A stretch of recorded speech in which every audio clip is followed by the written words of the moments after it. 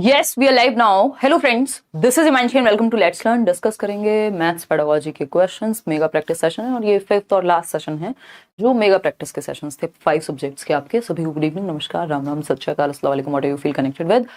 Start करते हैं, थोड़े से लेट हैं बट ठीक है।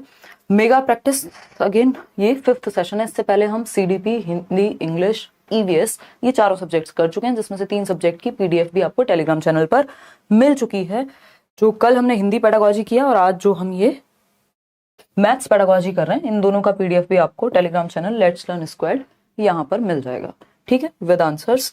स्टार्ट करते हैं। बात रही मैराथन की, तो इस बार मैराथन जो है अनफॉर्चुनेटली सिर्फ सीडीपी की हम करेंगे और उसके लिए आप सीडीपी की रहेगी, बिल्कुल बुलेट पॉइंट्स में रहेगी, टू द पॉइंट, मतलब समय कम से कम लगाएंगे।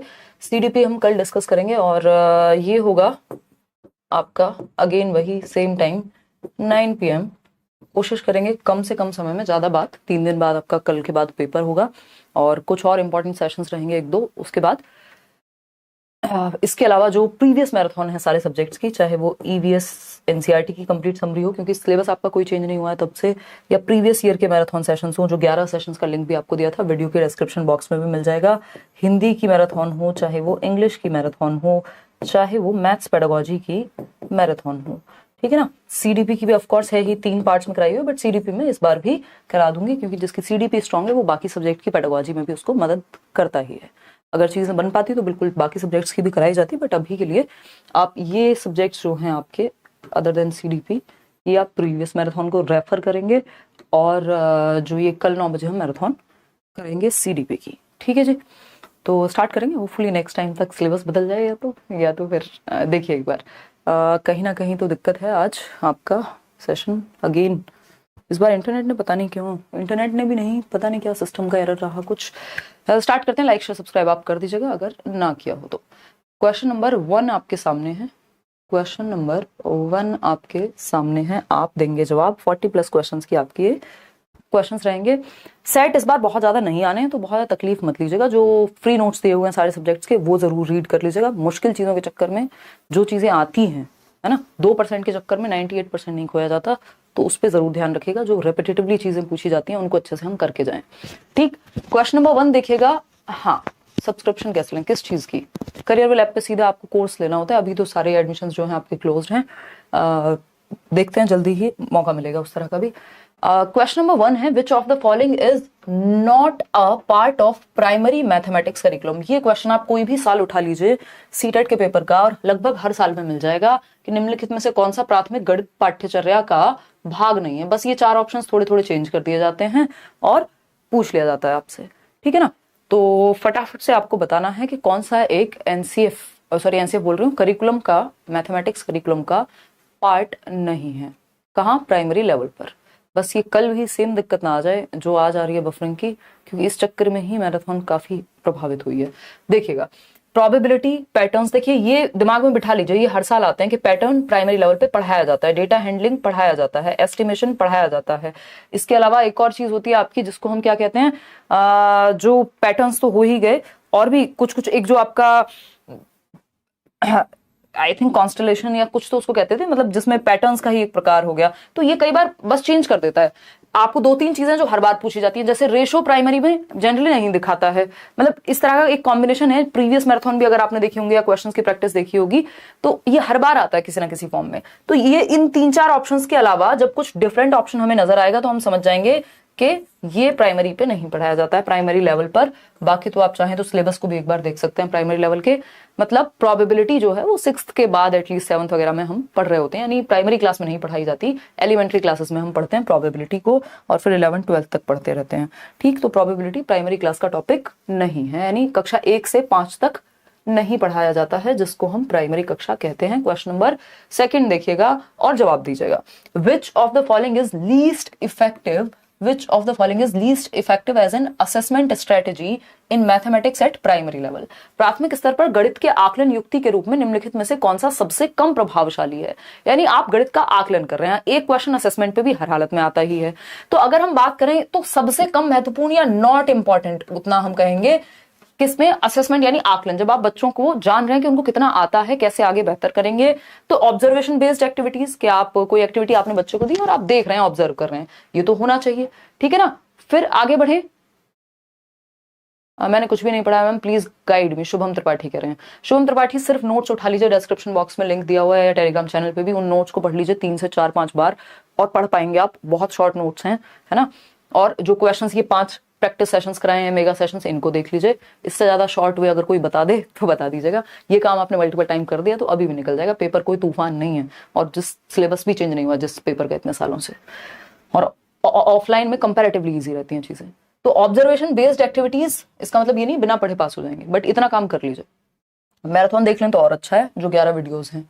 ऑब्जर्वेशन बेस्ड एक्टिविटीज बिल्कुल सही है। टर्म एंड एग्जामिनेशन, ये टर्म एंड एग्जामिनेशन क्या हो गया? एसे टाइप चीज हो गई कि समेटिव या योगात्मक मूल्यांकन जैसी बात हो गई। इसमें जजमेंट पे फोकस रहता है, ना कि फीडबैक पर। और असेसमेंट या आकलन का, टेस्ट का जो पर्पस होना चाहिए वो बच्चे को फीडबैक देना होना चाहिए, इंप्रूवमेंट होना चाहिए, जबकि टर्म एंड में जजमेंट होता है, इतने % मार्क्स आए।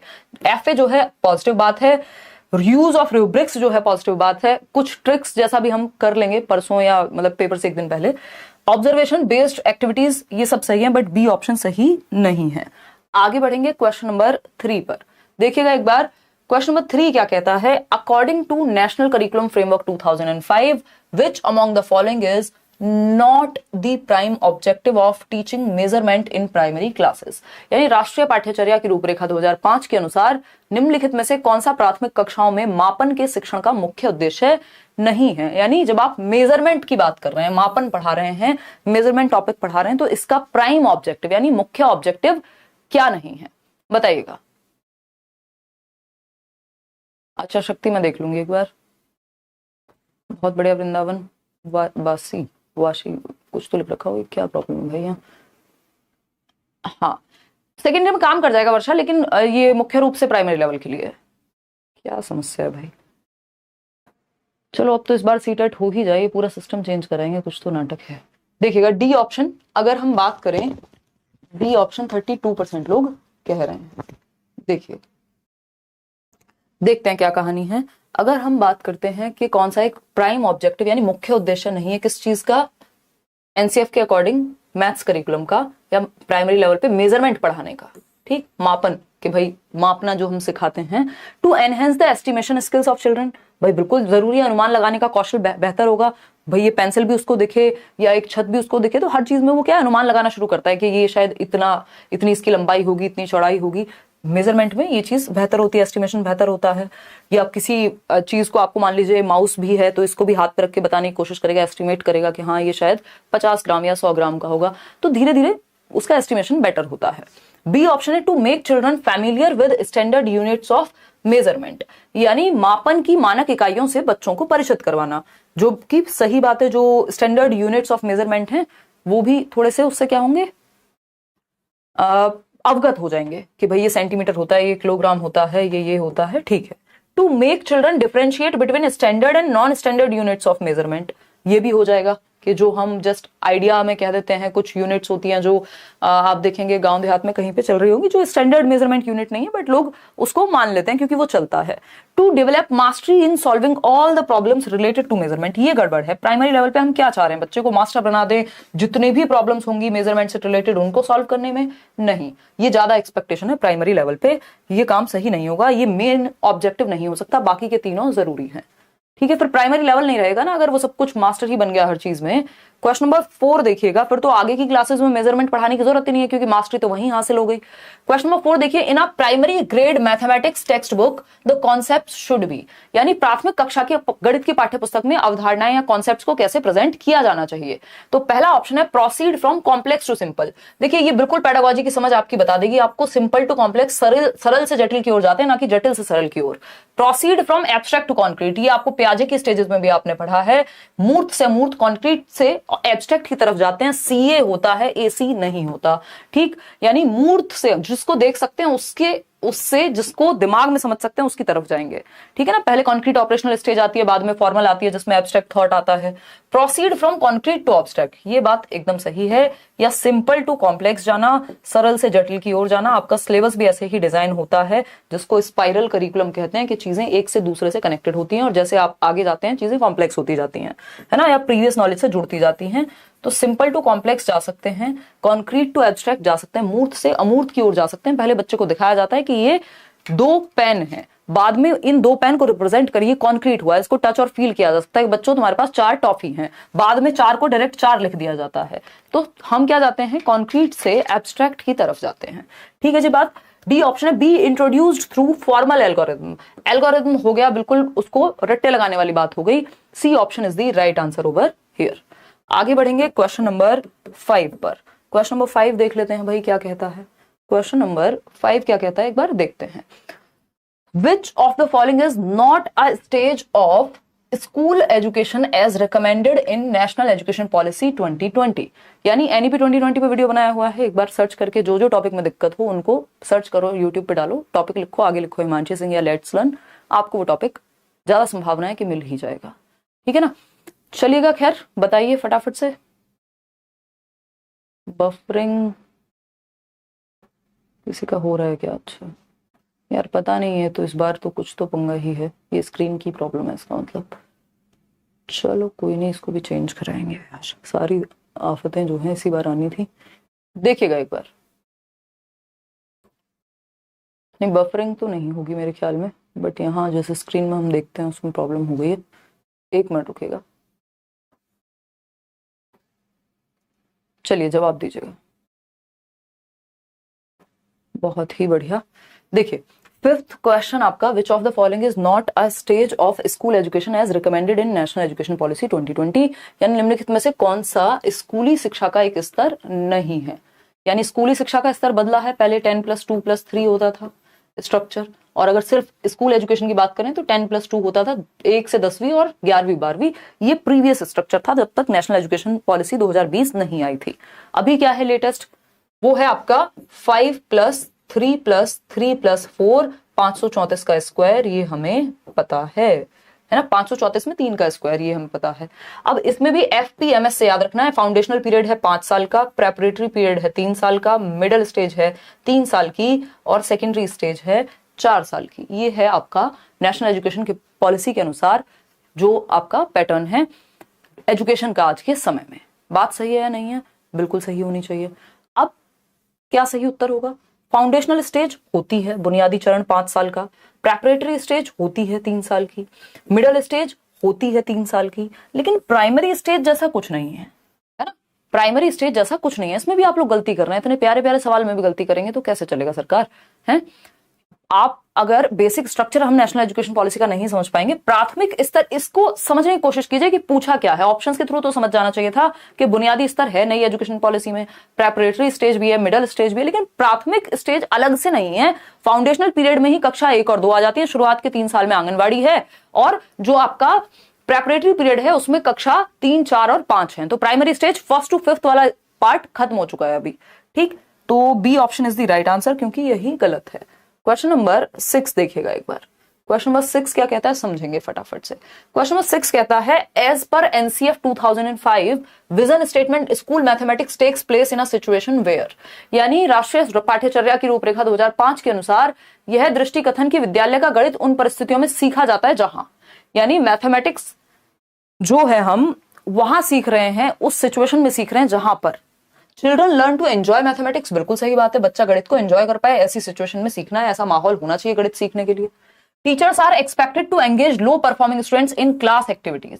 यानी शिक्षकों से निम्न प्रदर्शन के लिए विद्यार्थियों को कक्षा क्रियाकलापों में संलग्न रखने की अपेक्षा हो। मतलब जो लो परफॉर्मिंग स्टूडेंट्स हैं उनको क्लासरूम एक्टिविटीज में इन्वॉल्व करिए। क्यों भाई, जो हाई परफॉर्मर्स हैं, जो एवरेज परफॉर्मर्स हैं, उनको भी तो रखेंगे, सिर्फ लो परफॉर्मर्स को ही क्यों एक्टिविटीज में बिजी रखना है। Bright children pose and solve meaningful problem. सिर्फ ब्राइट बच्चे जो अच्छा करते हैं, अच्छा गणित आता है जिनको, उन्हीं को सिर्फ मीनिंगफुल प्रॉब्लम्स दो, बाकी सबको रोट लर्निंग करा दो, ये भी गलत है। तो only A option is right, जो कि ए ऑप्शन में ही दिया हुआ है। आप लोग सही जवाब जिसका दे भी रहे हैं, ठीक है। बात आगे बढ़ें क्वेश्चन नंबर 7 की तरफ। क्वेश्चन नंबर 7 क्या कहता है देखते हैं एक बार। क्वेश्चन नंबर 7 क्या कहता है एक बार देखते हैं।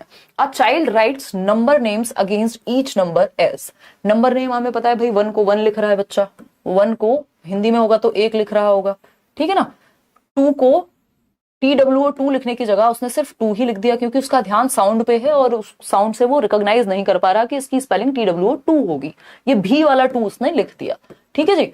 फिर 3, चलो 3 को तो 3 सही लिख दिया। 4 को उसने 4 लिखने की बजाय 4 लिख दिया। 5 को 5 ही लिखा है। अब इसका मतलब क्या है, बच्चों को सुन के साउंड के आधार पे सही स्पेलिंग लिखने में समस्या हुई है, ठीक। तो इसका सही उत्तर क्या होगा, which of the following is correct for the given context. इस कॉन्टेक्स्ट में कौन सी एक बात सही है। The child is unable to understand symbolic representation of numbers. बच्चा संख्याओं के प्रतीकात्मक सांकेतिक निरूपण को समझने में असमर्थ है। ऐसा कहना एकदम बेवकूफी हो जाएगी। क्यों हो जाएगी, क्योंकि अगर बच्चे का ऐसा होता कि वो सिंबॉलिक रिप्रेजेंटेशन नहीं समझ रहा, 4 के सामने उसने लिखा तो 4 ही है ना, ऐसा थोड़ी कि 3 लिख दिया है, तो इसका मतलब समझ तो वो रहा है, ठीक। तो ये भी गलत हो गया। The child is using homophones incorrectly. ये बात एकदम सही है। होमोफोन हमने इंग्लिश और हिंदी पेडागोजी में भी हम पढ़ते हैं, होमोफोन स्पेशली इंग्लिश में पढ़ते हैं। होमोफोन, फोन का मतलब है साउंड, यानी जो साउंड है ना, जो सिमिलर साउंड होती है उसको समझने में उसको दिक्कत है, क्योंकि 4 और 4 की जो साउंड है वो कुछ हद तक क्या है, सिमिलैरिटी है उसमें, ठीक। या फिर अगर हम बात करें किसकी, 2 और TWO2 की जो साउंड है वो होमोफोन्स है, मतलब साउंड एक जैसे ही करते हैं लगभग, तो इसलिए उसको दिक्कत हो रही है ये बात समझने में। The child has made logical errors. इसमें लॉजिकल एरर जैसा कुछ नहीं है, लिंग्विस्टिक एरर है। The child doesn't understand the concept of numbers as having a numeric value and a numeral. ये तो सब बेकार की बातें हो गई। B option is the right answer over here. आगे बढ़ेंगे क्वेश्चन नंबर 8 की तरफ। क्या कहता है ये, विच of the following is least appropriate about the nature of mathematics. यानी गणित की प्रकृति के बारे में कौन सी बात सबसे कम सही है। नेचर ऑफ मैथमेटिक्स एक टॉपिक है, आपके नोट्स में भी गिवन है ना। लीस्ट एप्रोप्रिएट यानी निम्नलिखित में से कौन सा गणित की प्रकृति के संबंध में सबसे कम उपयुक्त है। वो नोट्स जरूर पढ़ लीजिए, जो भी नए लोग हैं, फ्री नोट्स हैं, वो कुछ बेचा नहीं जा रहा है आपको। अगर ठीक से पढ़ लेंगे सीटेट निकल जाएगा, नेक्स्ट बैचेस में एनरोल होंगे, मस्त पढ़ाई करेंगे, आगे के पेपर की तैयारी हो जाएगी, समय व्यर्थ नहीं होगा आपका कि आप सीटेट में अटके रह जाएंगे, ठीक है ना। इसलिए वो एकदम फ्री नोट्स हैं। बताइए एक बार, रिप्लाई क्यों नहीं देते हो, अमीशा कह रही है। अमीशा सबका रिप्लाई कैसे दे सकती हूँ यार, है बताइए एक बार। पेपर 2 वाले पढ़ सकते हैं, बट ये बेसिक कॉन्सेप्ट्स हैं जो पेपर 1 में भी आएंगे और पेपर 2 में भी कुछ एस्पेक्ट्स हैं ही, मतलब सिमिलर कॉन्सेप्ट है। अगर सिलेबस देखा जाए तो कुछ चीजों में अंतर पाया जाएगा, बट ये बेसिक है। अब असेसमेंट का क्वेश्चन सब जगह आएगा, है ना। ये नेचर ऑफ मैथमेटिक्स सब जगह पे आया जा सकता है, मुख्य रूप से प्राइमरी के लिए। सी ऑप्शन 52% लोग कह रहे हैं। यानी mathematics is inclusive. Least important पूछा है। Mathematical concepts are hierarchical in nature. हाँ, क्या होते हैं, पदानुक्रमिक होते हैं, एक कॉन्सेप्ट से दूसरा कॉन्सेप्ट कॉम्प्लेक्स होता जाएगा, और अगर पीछे वाला नहीं आता तो आगे वाले को समझने में दिक्कत होगी। Mathematics can be understood as a study of patterns. चलिए मान लेंगे पैटर्न्स की स्टडी है। Mathematics is inclusive in nature as it always include social subjectivities. यही गलत हो गया, क्योंकि मैथमेटिक्स एक ऐसा सब्जेक्ट है जहां पे ऑब्जेक्टिविटी बहुत है, वस्तुनिष्ठता बहुत है, लॉजिक बहुत है। ये नहीं है कि समाज में कुछ चल रहा है, आजकल माहौल ये चल रहा है तो मैथमेटिक्स का आंसर कुछ और हो जाएगा, है ना। वो साइकोलॉजी में चीजें, इस तरह के कॉन्सेप्ट हो सकते हैं, वो और सब्जेक्ट्स में हो सकते हैं, बट मैथ्स में जो है, जो सामाजिक व्यक्तिनिष्ठता है, मेरे और आपके विचार से चीजें नहीं बदलती हैं। यहाँ पे जो है वो है 2 + 2 4 ही होता है, तो इसमें ऑब्जेक्टिविटी ज्यादा है, ठीक है जी। तो चलें आगे बढ़ें। Logical reasoning plays important role, ये बात तो सही है। तो गलत क्या है, सी ऑप्शन। जो गलत है वही सही है, क्योंकि पूछा ही गलत था। आगे बढ़ेंगे क्वेश्चन नंबर 9 की तरफ। क्या कहता है क्वेश्चन नंबर 9, ये कहता है while introducing fractions in a primary class, यानी भिन्नों का परिचय दिया जा रहा था कहां, प्राथमिक कक्षा में। An effective teaching strategy would be to start with. एक प्रभावी शिक्षण की योजना या तरीका कौन सा होगा जिससे शुरू किया जाए प्राइमरी लेवल पे फ्रैक्शन को, भिन्न को समझाना। भिन्न समझते हो ना, पढ़ते थे, देखिएगा। The definition of a fraction, भिन्न की परिभाषा दे दो। तो ये इफेक्टिव तरीका नहीं है, ये तो रोट तरीका है। रिकॉलिंग इंटीजर को, पूर्णांक जो होते हैं उनको, उनका पुनः स्मरण, चलो ठीक है सुन लिया, लेकिन इफेक्टिव तरीका पूछा है हमसे। रिप्रेजेंटिंग, ये तो ट्रेडिशनल तरीके हैं। Representing various fractions numerically on the black board, बहुत सारे फ्रैक्शंस को ब्लैक बोर्ड पे रिप्रेजेंट कर दो numerically. Pictorial representation of various fraction, सबसे बेहतर तरीका यही है कि एक तो हमें बच्चे को कॉन्क्रीट लेवल पे उसके विजुअल एस्पेक्ट को बहुत ध्यान में रखना है, तो विभिन्न भिन्नों का चित्र द्वारा निरूपण करना, यानी pictorial representation of various fractions सबसे आसान होता है कि हम एक उसको होल दिखाएं, फिर बताएं कि अगर इसको हाफ कर दिया जाए तो ये 1/2 कहलाएगा।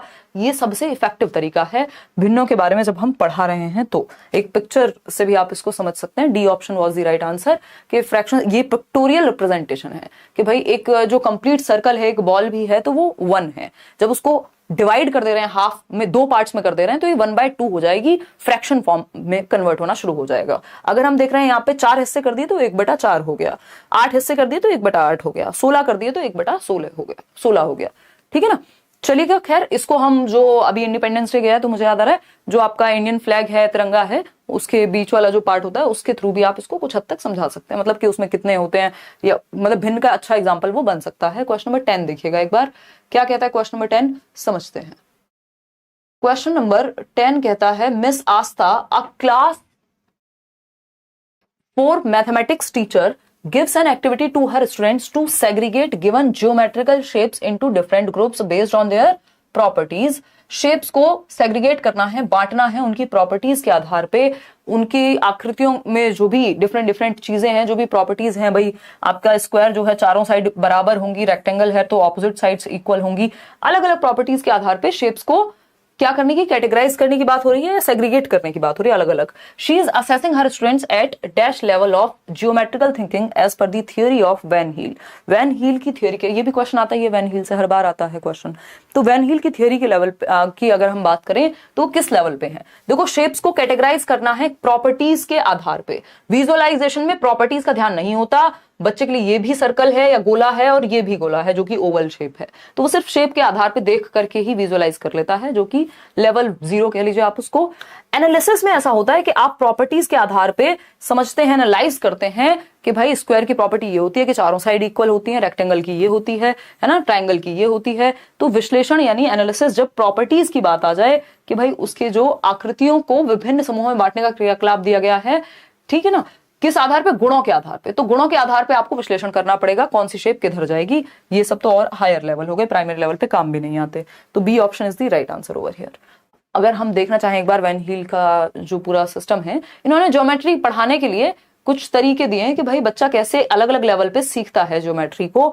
तो जिसमें जो पहला लेवल है, अगर हम देखते हैं शेप्स, जिसको 0 भी कह दिया जाता है, तो जो शेप के आधार पे जब बच्चा समझना शुरू करता है, उसके दिमाग में ज्यादा डिफरेंस नहीं होता है ना। उसको चौकोर है तो चौकोर लग रहा होता है, गोलाकार है तो गोलाकार लग रहा होता है, बहुत ज्यादा प्रॉपर्टीज पे उसका ध्यान नहीं होता। वो देख करके पहचानने की कोशिश करता है, एक शेप से दूसरी शेप अलग हो सकती है सिर्फ देखने के आधार पे। तो वो क्लासेस ऑफ शेप तो समझ लेगा कि भाई ये सर्कल है, इसको सर्कल की तरफ रख दो, ये ट्रायंगल है, इसको ट्रायंगल की तरफ रख दो, लेकिन उसको बहुत ज्यादा प्रॉपर्टीज का नहीं पता है कि इसमें डायमेंशन का कोई रोल है, किसी चीज का कोई रोल होता है।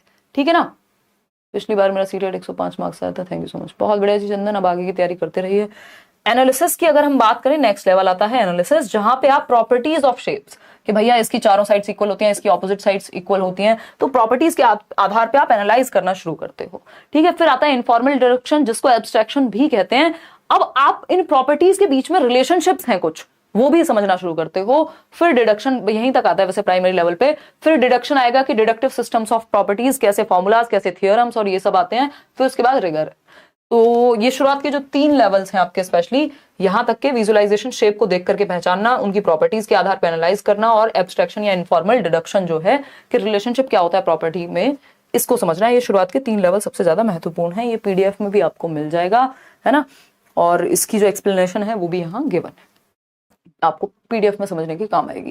क्वेश्चन नंबर 11 देखिएगा एक बार और समझिएगा कि सही जवाब क्या होना चाहिए। Which of the following statements is true for Hindu Arabic या Indo Arabic system of numeration भी कहते हैं इसको। निम्नलिखित में से कौन सा कथन गणित की या गणन की हिंदू अरबी प्रणाली के बारे में सही है। गणन की हिंदू अरबी प्रणाली के बारे में सही है, यानी न्यूमरेशन का जो सिस्टम है हिंदू अरेबिक या इंडो अरेबिक जिसको हम कह देते हैं, उसके बारे में कौन सी एक बात सही है। गलत नहीं पूछा, सही पूछा। अगर गलत पूछा होता तो डिफरेंट आंसर हो जाता आपका। ठीक है ना। कमेंट देखने के लिए दिल से धन्यवाद, चंदन कह रहे हैं। अच्छा धन्यवाद जी, बस नजर चली जाती है तो पढ़ लेती हूँ। 10 दिन से वायरल फीवर था, कुछ पढ़ी नहीं हूँ, पढ़ नहीं पा रही हूँ, क्या करूँ, इन 4 दिनों में सीटेट निकल जाएगा। कोई बात नहीं सपना, उससे पहले तो पढ़ा होगा ना। वो जो नोट्स का मैंने बताया आपको और जो मैराथन है उतना देख लोगे मल्टीपल टाइम्स। कॉन्फिडेंस लूज करने से कुछ होगा नहीं। मुझे भी फीवर था आज, इस महीने थोड़ा ऐसी ही चली हैं चीजें, चीजें डिस्टर्ब हुई हैं। जैसा हम प्लान करते हैं हमेशा वैसा नहीं होता, बट जितना भी समय है जो भी आप बेस्ट कर सकते हो वो करना चाहिए, ठीक है ना। चलिए एक बार 40% लोग कह रहे हैं डी ऑप्शन। डी ऑप्शन का मतलब है ए और बी। चलिए देखते हैं। Hindu Arabic system of numeration it is based on the concept of place value. ये बेसिक बातें जो ध्यान रखनी है, ये भी क्वेश्चन रिपीट होता है। स्थानीय मान की अवधारणा आधारित है, मतलब ये प्लेस वैल्यू के सिस्टम पे आधारित है। बात एकदम सही है। डेसिमल्स का ध्यान रखा जाएगा। जो 10 अंक हैं 0 to 9 तक, है ना, उनके आधार पे पूरा जो है न्यूमरल सिस्टम ये बना हुआ है Hindu Arabic. All numbers can be represented using a finite set of digits from 0 to 9। यही बात बिल्कुल सही है, दोनों बातें, है ना। प्लेस वैल्यू का कॉन्सेप्ट यहाँ ध्यान रखा जाएगा। ये हायरोग्लाइफिक सिस्टम पे बेस्ड है, चित्रलिपि पे नहीं, ये नंबर्स पे बेस्ड है, चित्रलिपि पे नहीं, तो ये कहना गलत हो गया। The order of digits in a number is independent of whether the digits are written from right to left और लेफ्ट टू राइट। ऐसा होगा तो 0-9, ये कह रहे हैं कि 0-9 लिख दो, चाहे 9-0 लिख दो, लेफ्ट टू राइट लिखो, चाहे राइट टू लेफ्ट लिखो, कुछ बदलेगा ही नहीं। तो ऐसा तो नहीं होगा, ये तो गड़बड़ हो जाएगी। तो क्या हो गया, गलत हो गई ये बात भी। तो ए और बी ही सही है। इस तरह से देखें तो ए और बी कहाँ है, डी में सही है। इसका मतलब आप लोग सही जवाब दे रहे थे। चलिए ताली बजा दीजिए अपने लिए। क्वेश्चन नंबर 12 देख लीजिए अब इस बात पे। ये क्या कहता है क्वेश्चन नंबर 12, समझिएगा फटाफट से। क्वेश्चन नंबर 12 देखिएगा और समझिएगा। हाँ,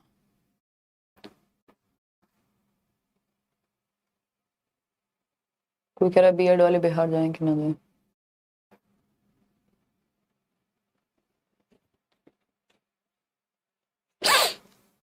देखिएगा बहुत ज्यादा ब्लर हो रहा है क्वेश्चन यार, ये मुझे लगता है अब क्या ही करें। हाँ, कह रहा है और कोई क्लास नहीं रुकता, बट आपके क्लास, यार अब तो देखो और दूसरा कोई रास्ता बचा नहीं है, सब कुछ ठीक है। इसका मतलब सिस्टम में ही दिक्कत है। अब सिस्टम ही चेंज होगा। 2 इंटरनेट लगवा चुके हैं डिफरेंट डिफरेंट, है ना। देखिएगा एक बार, ए ऑप्शन कह रहे हैं 57% लोग। कुछ दिनों की बात है, फिर डिफरेंट सॉल्यूशंस निकल जाएंगे इसके। अब इस बार का तो डिफरेंट देखिएगा।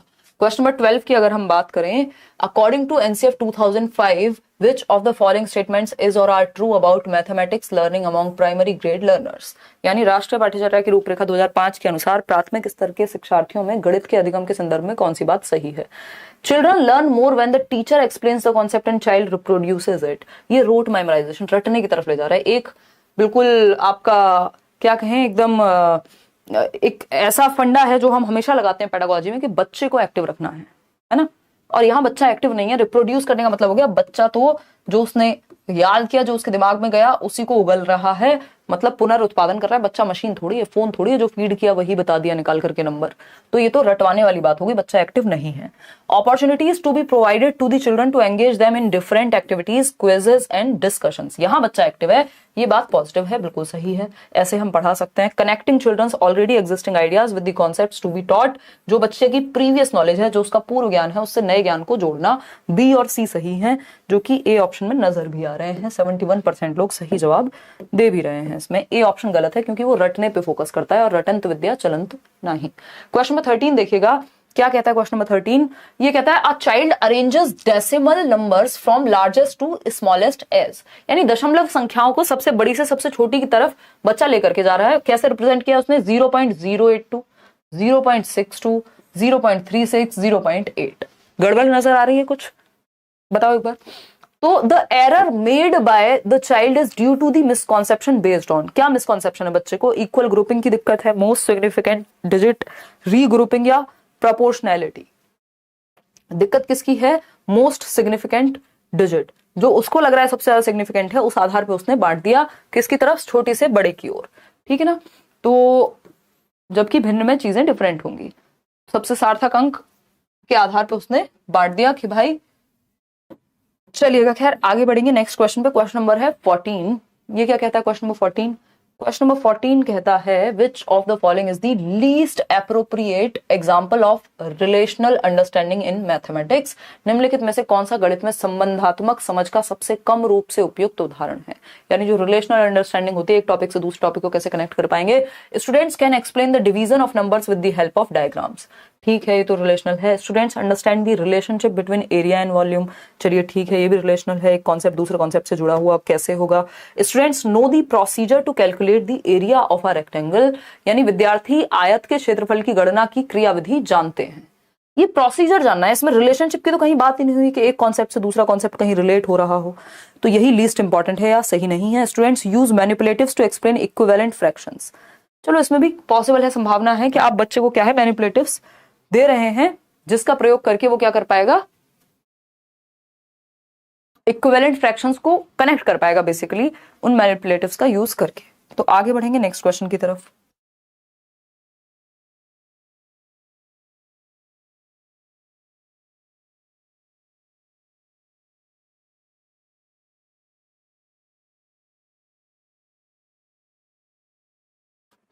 देखिएगा क्वेश्चन नंबर 15।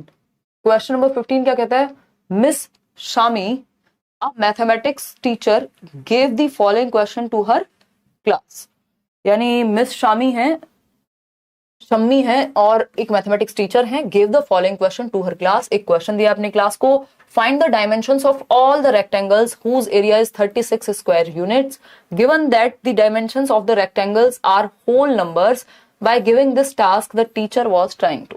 यानी शम्मी एक गणित की शिक्षिका ने निम्नलिखित प्रश्न अपनी कक्षा को दिया, यदि आयतों की लंबाई चौड़ाई पूर्णांक है तो उन सभी आयतों की लंबाई चौड़ाई ज्ञात कीजिए जिनका क्षेत्रफल 36 वर्ग यूनिट है ना। मतलब क्या कहा है, 36 स्क्वायर यूनिट्स है। और डायमेंशन के बारे में एक और बात उन्होंने बताई हुई है कि the dimensions of the rectangles are whole numbers. क्या है, होल नंबर्स हैं, मतलब होल नंबर हैं, ये भी बता दिया।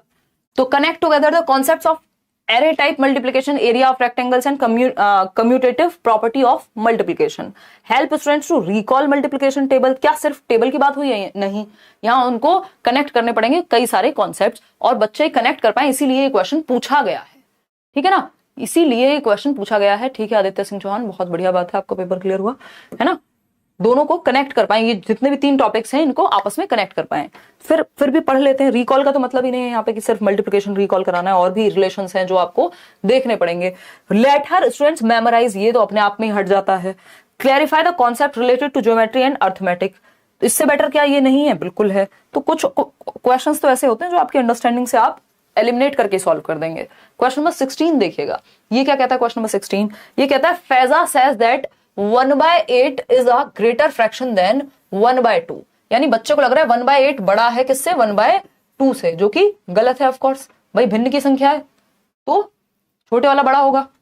तो अगर हम बात करें तो फैजा कहती है 1/8 1/8 बड़ा है 1/2 से। Which of the following is most appropriate for the error made by Faiza? Faiza से जो ये गलती हुई है, ये जो त्रुटि हुई है, इसका मोस्ट अप्रोप्रिएट रीजन क्या हो सकता है वो बताएंगे आप। यार क्वालिटी चेंज कर लो तो साफ दिखेगा बिल्कुल, है ना। ऑटो की जगह वो कर लो 1080p। प्रोसीजरल एरर है, प्रोसीजर में तो एरर नहीं दिख रहा, प्रोसीजर में गड़बड़ थोड़ी है, कोई प्रोसीजर का काम भी नहीं था। केयरलेस एरर है, बच्चा केयरलेस एरर नहीं करेगा। लैंग्वेज का भी एरर नहीं है, ये कॉन्सेप्चुअल एरर है। उसके भिन्न के या फ्रैक्शन के कॉन्सेप्ट को समझने में अवधारणात्मक त्रुटि है कि उसको नहीं उस चीज को समझ में आ पाया कि अगर फ्रैक्शन की बात करें तो 1/2 बड़ा होगा। ये कॉन्सेप्ट की क्लैरिटी में कमी है, कॉन्सेप्ट क्लियर नहीं है बच्चे का। तो B option is the right answer. आगे बढ़ेंगे क्वेश्चन नंबर 17 पर। क्वेश्चन नंबर 17 क्या कहता है, according to NCF 2005 the mathematics curriculum should be. यानी गणित की जो पाठ्यचर्या है वो कैसी होनी चाहिए एनसीएफ के अनुसार। बच्चों को एक्टिव रखना है। कोहेरेंट एंड स्टैटिक, देखिए स्टैटिक नहीं होगी किसी भी सब्जेक्ट की पाठ्यचर्या के, स्थैतिक है, मतलब कोई चेंज ही नहीं आता उसमें कभी। भाई एटलीस्ट अगर हिस्ट्री भी है तो उसको भी हम क्या करेंगे, डिफरेंट एग्जांपल्स, डिफरेंट तरीके, चेंजेस तो सभी सब्जेक्ट्स में आते हैं समय के साथ। ठीक है ना मैम। सीडीपी का 20 तारीख से पहले ले लीजिए, पूरे इंडिया से रिक्वेस्ट है सीडीपी का, सीडीपी क्वीन। तालिब टेंशन ना लो, कल ही है मैराथन सेशन आपका, कुछ भी करके कल सेशन ले लेंगे, तबीयत अच्छी हो बुरी हो, इंटरनेट खराब हो सही हो, है ना। कल सेशन आपका सीडीपी मैराथन, एक ही मैराथन होगी इस बार, वो सीडीपी की रखेंगे। उसके बाद आपका पेपर कैसे अटेम्प्ट करना है जो हर साल बताया जाता है, जिससे कई नंबर आपके बच सकें। और दूसरा एक आपका ट्रिक्स कह लीजिए या एक कीवर्ड का सेशन होगा। ये 2 सेशन उसके बाद रहेंगे। उसके अलावा आपको सारी प्रीवियस मैराथन और नोट्स को ही रेफर करना है, बाकी मैराथन इस साल नहीं हो रही है। ठीक है। कोहेरेंट एंड स्टैटिक, सुसंगत और स्थैतिक, तो स्टैटिक नहीं होगा, स्टैटिक नहीं हो सकता करिकुलम, उसमें डायनेमिक होना चाहिए, थोड़ा फ्लेक्सिबल होना चाहिए। एम्बिशियस सही है, कोहेरेंट सही है कि कनेक्टेड हो चैप्टर्स एक दूसरे से, अगेन स्टैटिक नहीं होगा, एक्टिविटी ओरिएंटेड सही था। तो इनमें एक एक ऑप्शन तो सही है, लेकिन दूसरा जो पेयर है उसमें एक गड़बड़ है। तो एक ही ऑप्शन सही बचता है, एम्बिशियस एंड कोहेरेंट। यानी एम्बिशियस का मतलब यहाँ क्या है, डिजायर होनी चाहिए कि नेक्स्ट लेवल पे और कॉम्प्लेक्स होती जाएंगी चीजें और इंटरेस्ट भी बढ़ता जाएगा, चैलेंजिंग भी लगेगा थोड़ा सा। और कोहेरेंट यानी कॉन्सेप्ट्स एक दूसरे से स्पाइरली जुड़े हुए होंगे, है ना, कनेक्टेड होंगे। तो D option is the right answer. आगे बढ़ेंगे क्वेश्चन नंबर 18 पर। क्वेश्चन नंबर 18 क्या है भाई, ये कहता है, क्वेश्चन नंबर 18 कहता है which of the following can be considered as a base to develop algebraic thinking among primary grade learners. यानी प्राथमिक कक्षा के अधिगमकर्ताओं में बीजीय चिंतन या जो हम बीज गणित कहते हैं, जिसको एल्जेब्रिक थिंकिंग की अगर हम बात कर रहे हैं तो कैसे लेकर के आए। पहला ऑप्शन है starting with simple patterns of repeating shapes and then moving to complex patterns involving numbers. यानी शेप से नंबर्स के बीच में रिलेशन क्रिएट करना शुरू करें। Using graphical method to introduce algebraic equations या फिर introducing algebraic identities to solve the problems, emphasising the use of algebra in daily life. लगाइए तुक्के, देखिएगा एक बार।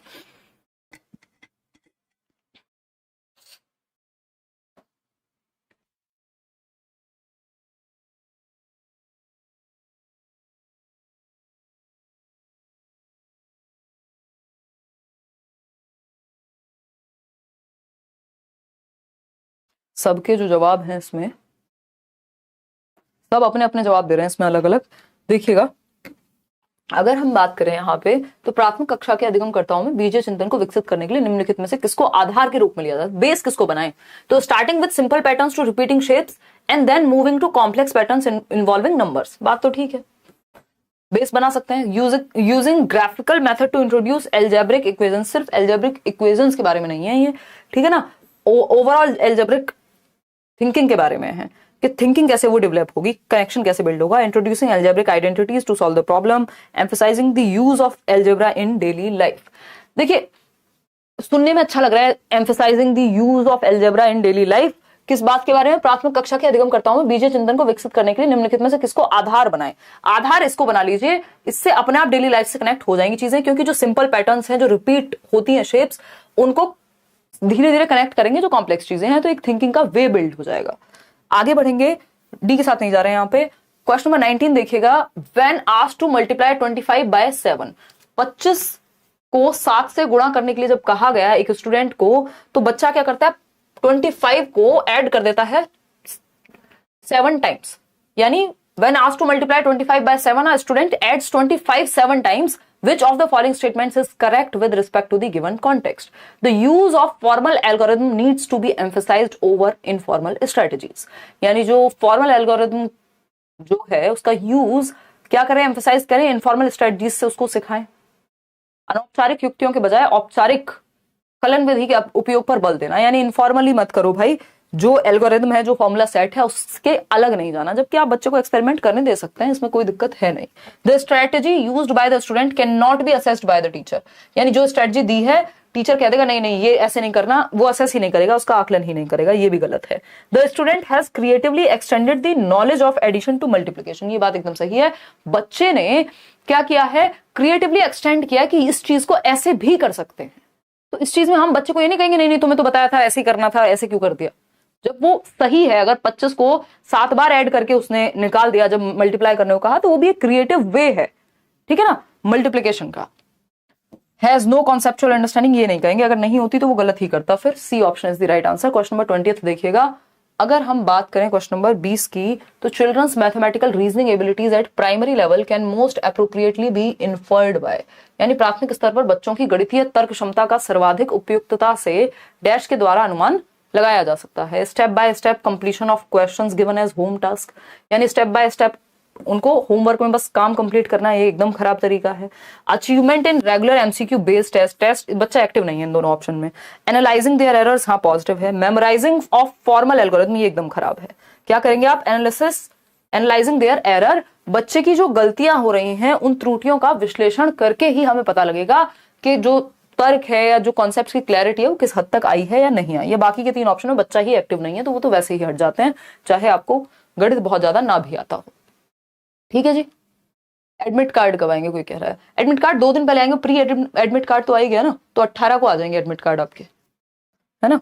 कल 17 है, हम सीडी पे मैराथन करेंगे। हो सकता है अगले साल से सिर्फ सीडी पे मैराथन ही रहने दें, या फिर मूड बना तो कराएंगे। मैं तो पिछले साल ही सोच रही थी कि अब नेक्स्ट ईयर से मैराथन को डिसकंटिन्यू करेंगे, बहुत साल हो गए। देखिएगा एक बार question number 21, which of the following is और are responsible for fear and failure in mathematics according to NCF 2005, यानी राष्ट्रीय पाठ्यचर्या की रूपरेखा 2005 के अनुसार निम्नलिखित में से कौन सा गणित में भय और असफलता के लिए उत्तरदायी है। यानी बच्चों में मैथमेटिक्स के प्रति क्या है, फियर होता है, ये बात बिल्कुल सही है। उसमें सोसाइटी भी और टीचर्स भी एक रोल प्ले करते हैं। माँ बाप भी कहेंगे नहीं गणित तो बहुत मुश्किल होता है, टीचर्स भी ऐसा ही कहेंगे, तो बच्चे के दिमाग में बैठ जाता है ना। तो ऐसे मिसकॉन्सेप्शंस हैं, फियर ऑफ फेलियर और फियर मैथमेटिक्स के प्रति, यानी फेल हो जाएंगे, और दूसरा गणित मुश्किल है, इन दोनों चीजों का भय होता है। एनसीएफ क्या कहता है, एनसीएफ के अकॉर्डिंग ये बात है, एनसीएफ ने ऐसा कहा है, बात ठीक है।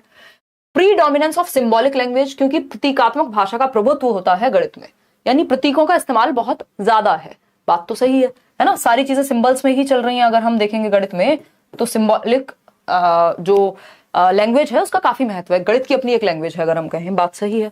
क्यूमुलेटिव नेचर ऑफ मैथमेटिक्स, क्या है, क्यूमुलेट होती हैं चीजें। अगर छठी में नहीं पढ़ा 7वीं कक्षा में दिक्कत आएगी, एक दिन क्लास मिस कर दी, नेक्स्ट स्टेप समझ नहीं आएगा कौन सा तरीका बताया था सर ने या मैडम ने, बात तो सही लग रही है।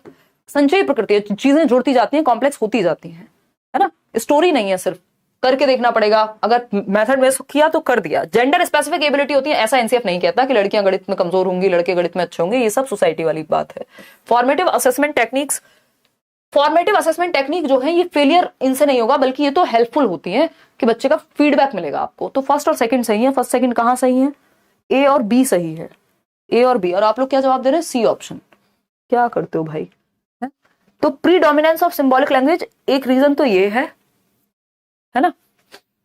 उत्तरदायी कौन है कि भय क्यों होता है बच्चों में और फेलियर क्यों होता है, जेंडर स्पेसिफिक एबिलिटी के कारण नहीं। ए और बी इसमें सही होगा, जो कि आप लोग सही जवाब दे भी रहे हैं मेरे ख्याल में, ठीक है ना।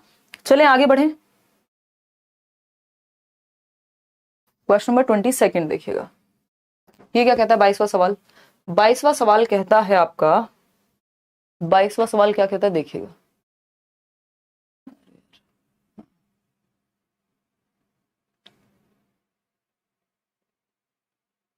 बहुत बढ़िया, आदित्य कह रहे हैं कि 3 बार क्लियर कर चुके हैं आपने, जो भी करा अभी तक इनफ है सीटेट। हाँ क्रैक तो यार आराम से कर जाओगे।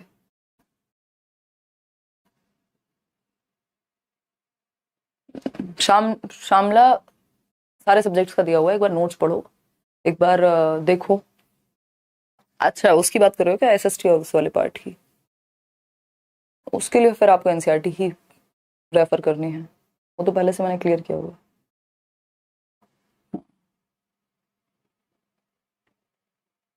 भूमिका कुछ दिन की छुट्टी की थी मैंने एप्लीकेशन पे, एक आध दिन में कंटिन्यू कर दूंगी मैं क्लास, डोंट वरी। सीटेट का सिलेबस तो खत्म हो ही गया था, बाकी क्लासेस आपकी कंटिन्यू हो जाएंगी। देखिएगा बी ऑप्शन 40% लोग कह रहे हैं। देखिए, while deducing the area of a parallelogram from a rectangle, the most common transformation that a teacher does to relate the formula of area of these two shapes, क्या करते हैं टीचर। मॉक टेस्ट के बारे में बात कर रहा है कोई, एक मिनट रुक जाओ भाई, कोई बात नहीं, अब मॉक टेस्ट को छोड़ दो कि कितना स्कोर आ रहा है मॉक टेस्ट में, उस बात पे ज्यादा फोकस करके कोई फायदा होना नहीं है अभी, है ना, उस बात पे ज्यादा फोकस करके कोई भी फायदा होना नहीं है। चलिए इधर आ जाते हैं, बहुत बातें कर लिया आज हमने कमेंट्स में। पटना में है एग्जाम, कोई बात नहीं, अब तो जहां भी है पेपर तो देने जाओ यार, पता नहीं है नेक्स्ट एग्जाम कब आए, दिसंबर में हो नहीं हो क्या रहे, तो एटलीस्ट पेपर देके आओ। While reducing the area of a parallelogram, यानी पैरेललोग्राम का आप एरिया निकाल रहे हैं, जिसको चतुर्भुज कहते हैं I think, from a rectangle, the most common transformation that a teacher does to relate the formula of area of these two shapes is, flip कर देगा, रोटेट करेगा, ट्रांसफॉर्मेशन इज नॉट पॉसिबल, नहीं ऐसा नहीं है, ट्रांसलेशन नहीं, flip कर देगा टीचर। इसको स्पेशल काइंड ऑफ पैरेललोग्राम कह देते हैं, स्पेशल काइंड ऑफ रेक्टेंगुलर कह देते हैं पैरेललोग्राम को, तो इसमें सिमिलैरिटी होती है, फ्लिप करके एक सिंपल तरीका या कॉमन, मोस्ट कॉमन या कॉमनली यूज तरीका है फ्लिप करना। आगे बढ़ेंगे क्वेश्चन नंबर 23 पर, क्या कहता है 23वां सवाल, ये कहता है which of the following statements is true for teaching of data handling in primary classes, यानी निम्नलिखित कथनों में से कौन सा प्राथमिक कक्षाओं में आंकड़ों का प्रबंधन के शिक्षण के संबंध में सही है। यानी आप आंकड़ों का प्रबंधन यानी डेटा हैंडलिंग सिखा रहे हैं, इतनी चीजें थी, उसको बच्चा अपना एक लिस्ट बना लेगा, है ना, बेसिक डेटा हैंडलिंग कैसे सिखाएंगे, उसके लिए सही तरीका कौन सा है? It should not be introduced as students of primary classes won't be able to understand. नहीं, डेटा हैंडलिंग होता है, आप देखेंगे फिफ्थ वगैरह में, तो ये तो गलत हो जाएगा कि नहीं पढ़ाएं। It doesn't relate to mathematical concepts in arithmetic and geometry, ये भी कहना गलत होगा। It can be introduced informally in primary classes as students of primary classes can relate it to their daily life experiences. It demands higher cognitive skills which are not possessed by, मतलब primary बच्चों के लिए primary level पे अगर नहीं होता तो syllabus में ही नहीं होता ना, अगर वो सीख नहीं सकते होते, उनका दिमाग इस लेवल पे नहीं होता तो हम सिलेबस में ही नहीं देते, तो ये कहना तो गलत होगा। इसका प्राथमिक कक्षाओं में अनौपचारिक रूप से परिचय दिया जा सकता है, क्योंकि प्राथमिक कक्षाओं के विद्यार्थी इसे अपने दैनिक जीवन के अनुभवों से कनेक्ट कर पाएंगे। कैसे कर पाएंगे? एक बेसिक तरीका है, हम बताते हैं कि भाई एक टोकरी है, फलाना है, जहां पे 5 सेब है या 4 पेन है ना, तो बेसिक रिकॉर्ड जो है उसको करना आ जाता है। जो इनफॉर्मल, जो उस बच्चे के जीवन से जुड़ी हुई चीजें हैं, वहां पे आप डेटा हैंडलिंग को इंट्रोड्यूस कर सकते हैं इनफॉर्मली। तो C option is the right answer, क्योंकि वो बच्चा लाइफ से कनेक्ट कर पाएगा उस चीज को। क्वेश्चन नंबर 24 देखिएगा, ये क्या कहता है? ये कहता है which of the following is not true for the use of manipulative aids in mathematics at upper primary level. बताइएगा एक बार, उच्च प्राथमिक स्तर पर गणित में हस्त कौशल सहायक सामग्री के उपयोग के बारे में क्या सही नहीं है? बताइएगा एक बार, फटाफट से बताइएगा। देखिए, निम्नलिखित में से कौन सी उच्च प्राथमिक स्तर पर गणित में हस्त कौशल सहायक सामग्री के उपयोग के बारे में सही नहीं है? अपर प्राइमरी लेवल पर यूज ऑफ मैनिपुलेटिव एड्स, अलग अलग कोई आपका मॉडल हो सकता है जो बच्चे को बना करके दिखाया जाए, इनके बारे में कौन सी एक बात सही नहीं है? वो डल जाएंगे वॉइस ऑफ हार्ट, टेंशन क्यों लेते हो भाई? देखिएगा एक बार, चीजें हो नहीं पाई, नहीं तो इस बार तो बोला ही हुआ था कि मतलब करा दिया जाएगा मैराथन की अगर बात करें। देखो एक बार, बिल्कुल बिल्कुल दिलीप मिलेंगे एकदम, आप लोग सीटेट क्रैक कीजिए फिर आगे के एग्जाम में भी। B option, they are used to utilise, देखते हैं। They help in understanding complex concepts in mathematics, यानी जो मैनिपुलेटिव एड्स हैं, यानी जो टीचिंग लर्निंग मटेरियल है मैथ्स के, चाहे वो आपके चार्ट्स हो सकते हैं, चाहे वो आपके मॉडल्स हो सकते हैं, या कोई भी इस तरह की सामग्री या डेली लाइफ के कुछ ऑब्जेक्ट्स हो सकते हैं, उनको एड के रूप में यूज किया जाएगा, तो वो कॉम्प्लेक्स कॉन्सेप्ट को समझने में हेल्प करते हैं। They are used to utilise leisure time in a mathematics classroom, ऐसा कहना गलत होगा कि एक्स्ट्रा टाइम को पास करने के लिए, खाली समय बिताने के लिए करना है कुछ काम, अंताक्षरी थोड़ी है ना, तो ये कहना गलत होगा। टीचिंग एड के लिए, टाइम पास के लिए टीचिंग एड यूज नहीं किए जाते। पेडागोजिकल रिसोर्स है, असेसमेंट के लिए कॉन्क्रीट रिप्रेजेंटेशन है, कि जो बच्चा पढ़ रहा है उसको कॉन्क्रीट रूप में जब हम दिखा रहे हैं कि भाई ये एक सिलेंड्रिकल शेप है, या कोई भी शेप की अगर बात हो रही है ना, तो आगे बढ़ेंगे। B option is the right answer. Question number 25 देखिएगा, an elastic band of 10 centimetre length is stretched by 5 centimetre, यानी एक इलास्टिक बैंड है जो 10 सेंटीमीटर लंबे लचीले फीते को 5 सेंटीमीटर और खींच दिया जाता है। What is the new length of the elastic band? अब नई लेंथ क्या हो गई भाई? 10 सेंटीमीटर था, 5 और खींच दिया गया, नई लेंथ के लिए क्या करेगा बच्चा? ऐड करेगा, ठीक है ना। हेमलता प्रेजेंट्स दी, रेशो की कहां जरूरत पड़ रही है? यहाँ पे रेशो की कहां जरूरत पड़ रही है? ये थोड़ी पूछा है, न्यू लेंथ पूछी है, ये नहीं पूछा कितने परसेंट से बढ़ा है, ऐसा कुछ नहीं पूछा है। Hemlata presents the above word problem to the students in her class. The underlying concept that she is referring to is addition. आगे बढ़ेंगे, कोई प्रोपोर्शन, मल्टीप्लिकेशन, ऐसा कुछ भी यहां यूज करने की जरूरत ही नहीं पड़ेगी, क्योंकि ये नहीं पूछा कितने परसेंट से बढ़ा और समथिंग। क्वेश्चन नंबर 26 देखिएगा, following is the conversation between 2 students about their mathematics class. बच्चा ए है जो कह रहा है lots of questions were going round in my head but I was too scared to ask them, यानी मेरे मस्तिष्क में, मेरे दिमाग में बहुत से क्वेश्चन घूम रहे थे पर मुझे पूछने में डर लग रहा था, ऐसा एक स्टूडेंट ए कहता है मैथ्स की क्लासरूम में। बच्चा बी है वो कहता है I feel scared of asking questions in mathematics as I would look stupid if I got it wrong. बच्चा बी है वो कहता है मैं गणित में प्रश्न पूछने में बहुत डरती हूं, क्योंकि मुझे लगता है कि यदि वे गलत हुए तो कहीं मैं बेवकूफ ना कहलाऊं। जबकि एक क्लासरूम में क्या होना चाहिए? डर नहीं होना चाहिए क्वेश्चन पूछने के प्रति। अगर एक अच्छा क्लासरूम है, एक अच्छा टीचर है, तो एक फ्रेंडली माहौल होगा, है ना, एक फ्रेंडली माहौल होगा। बाकी जो और प्रोग्रेसिव स्कूल्स हैं या बाहर की कंट्रीज में इवन टीचर का नाम लेना भी नॉर्मल है, कॉमन है। क्यों? क्योंकि भय का माहौल होगा तो बच्चा कनेक्ट नहीं कर पाएगा, एक फ्रेंडशिप वाला माहौल नहीं बन पाएगा और बच्चा डर के मारे पूछेगा नहीं बहुत सारी चीजें। तो ये एक खराब क्लासरूम कहलाएगा, ट्रेडिशनल क्लासरूम या टीचर सेंटर्ड क्लासरूम कहलाएगा, ठीक है ना। अगर अब मॉक में क्या आ रहे हैं सोनी, उस मॉक को छोड़ दो, साइड में रख दो, 3 दिन बच्चे पेपर में, नोट्स को 50 बार चाहे कर लो रिवाइज, उन मॉक को लगाने की बजाय अभी इस समय पे मॉक सभी छोड़ दें तो अच्छा है इस समय पे, है ना। OMR भर लिया, आपको पता है आपके 2.5 घंटे में पेपर हो जाएगा, उतना बस उतना काफी है। मॉक का रोल अब खत्म हो चुका है, अब आपको रिवीजन जितना ज्यादा हो सके वो कर लेना है, और प्रीवियस ईयर को पढ़ लो या प्रैक्टिस कर लो, बजाय कि आप मॉक लगाते रहो इस समय। उससे डर पैदा होगा, स्पेशली जिनके नंबर कम आ रहे हैं उनके लिए, वो अवॉइड करें इस टाइम पे। 32% लोग ए कह रहे हैं, चलिए समझते हैं। आई फील स्केयर्ड, इसका रीजन क्या है? पहला ऑप्शन है सिचुएशन ये डिपेक्ट करती है कि टीचर सेंटर्ड क्लासरूम है, बात तो सही है। Lack of fearless environment in the mathematics class, ये बात भी सही है कि गणित की कक्षा में भय रहित माहौल की कमी है, यानी जो एनवायरनमेंट डर से मुक्त होना चाहिए वहां डर भरा हुआ है, तो ये बात तो गलत है। ठीक है जी, यही रीजन है दोनों। बाकी सी डी भी पढ़ लेते हैं। एक्सक्यूजेस नहीं है बच्चे में गड़बड़ ढूंढते ही नहीं है हम चाइल्ड सेंटर्ड क्लासरूम में। Lack of conceptual understanding of the teacher, अब ये तो हम नहीं कह सकते कि टीचर के कॉन्सेप्ट्स में दिक्कत होगी, बच्चा पूछने में डर रहा है, इसका मतलब कहीं और समस्या है ना। तो ए और बी कहीं है, D option is the right answer. A और सी नहीं होगा।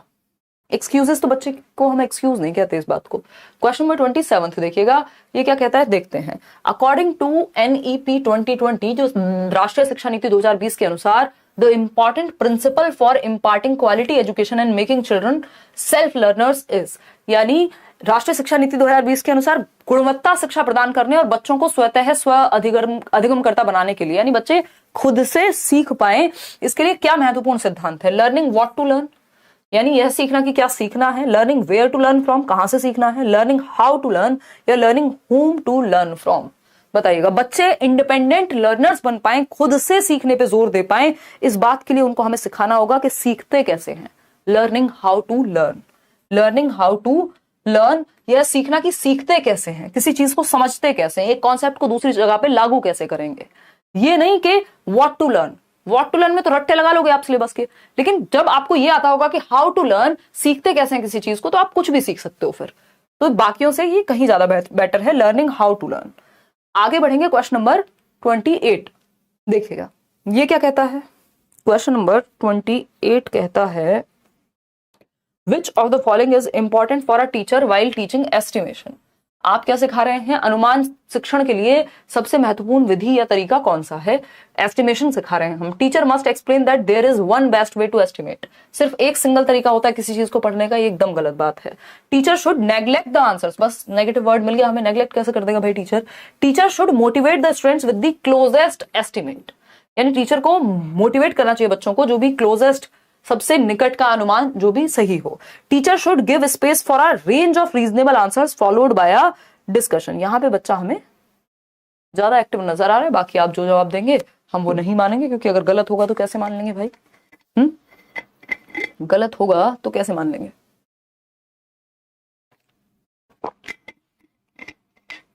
नेक्स्ट बैचेस जल्दी आएंगे भाई, देखिएगा एक बार।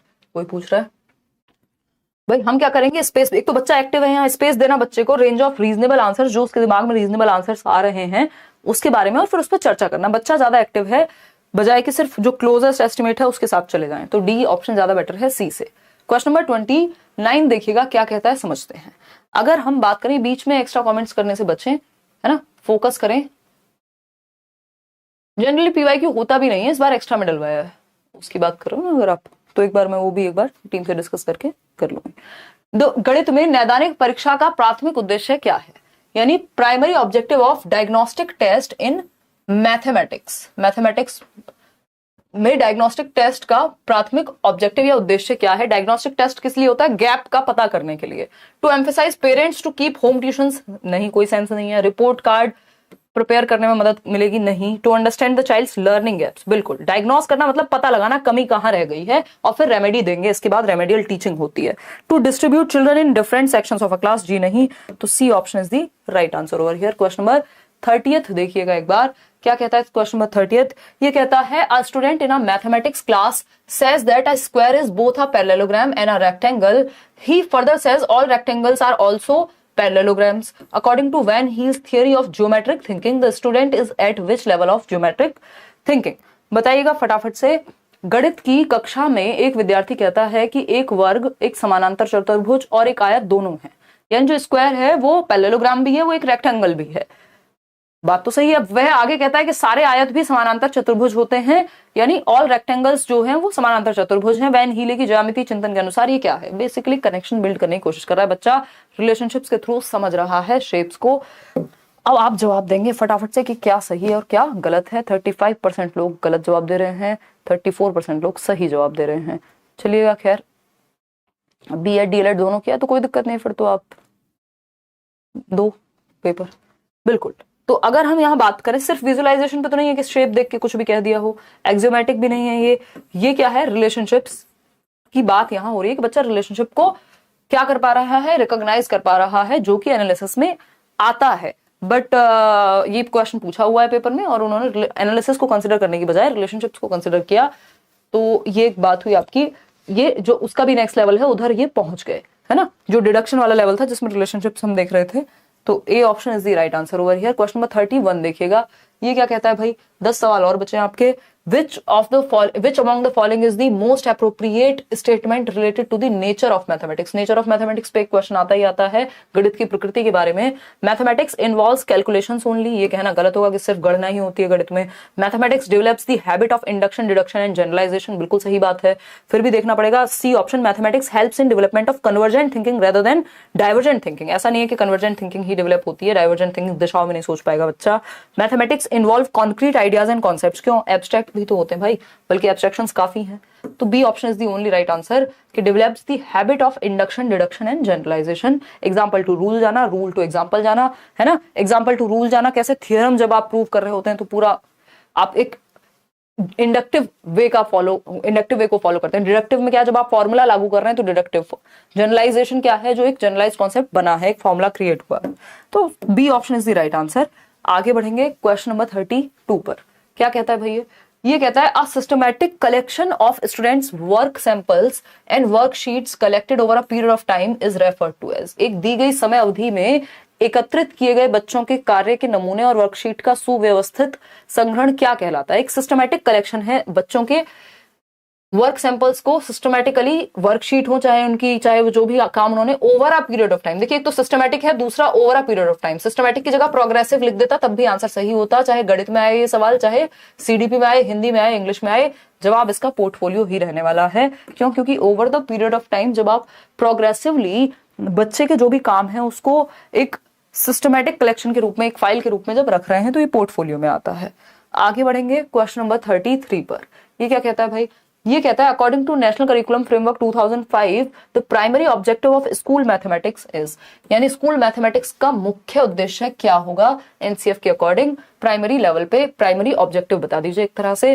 टू टीच नंबर सिस्टम, सिर्फ नंबर सिस्टम पढ़ाना। मेजरमेंट ऑफ क्वांटिटीज पढ़ा देंगे। To develop mathematical reasoning and problem solving. ये ऑब्जेक्टिव्स मैंने आपको लिखवाए भी है एनसीएफ के बारे में, जो आपके नोट्स में दिया हुआ है फ्री, वो एक बार देख लेना या मैराथन देख लेना। ये बात एकदम क्लियरली लिखी हुई है कि समस्या समाधान के लिए गणितीय विवेचन या तर्क, बच्चे में मैथमेटिकल थिंकिंग और रीजनिंग, प्रॉब्लम सॉल्विंग डेवलप हो, ना कि सिर्फ एक कॉन्सेप्ट और फॉर्मूला रटना सीख पाए।